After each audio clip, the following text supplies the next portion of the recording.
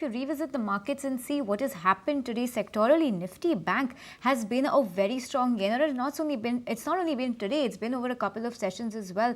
Nifty Bank has scaled new record highs, and it is all being led by private lenders. They have of late been the dark horses of Dalal Street. But what's triggering this outperformance? Let's take stock of the moves and the key triggers with my colleague Gaurav, who tracks this sector closely and has some interesting data to put things into perspective. Gaurav.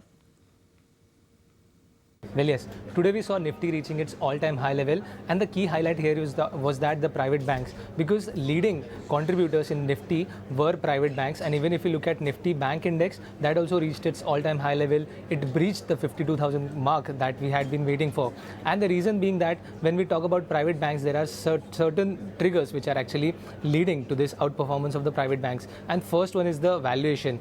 So we have compiled some of the data for valuation, and when we look at some of the private banks like HDFC Bank, Kotak Mahindra Bank, they're trading nearly their 5-year average valuation when we talk about price to book value. Even in terms of ICICI Bank, Axis Bank, we have seen this gap between the current price to book value versus 5-year average has actually narrowed, and that is the reason why it seems that private banks are at a cheaper valuation and also at an attractive valuation, because given that they are actually showing stronger loan book growth versus the PSUs. The next reason that we have is that now Street is also being a little bullish on private banks. So recently we saw Macquarie coming up with a note where they actually upgraded target price for few of the private banks, because what they believe is that the ROE of private sector banks is going to be somewhere around 16 to 18%, versus if you look at some of the PSUs, we may see some down performance coming up in the ROE. And lastly, in terms of PSUs, there is a risk of ECL norms also, which is not factored in yet.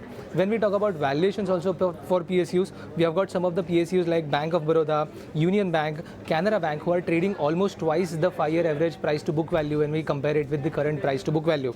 Lastly, we also know that in the last few quarters, we have seen private banks actually reporting strong set of numbers when it comes to the loan book growth, despite having some of the issues which are bank specific.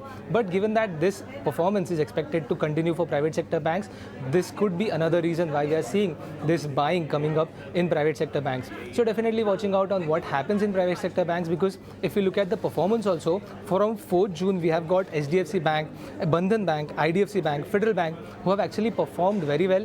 In fact, HDFC Bank has actually gained almost by 15% since 4th June's performance. So definitely watching out on what happens in private sector banks and overall in the banking sector as well in coming days. If you like this video, then like, share and subscribe to ET Now.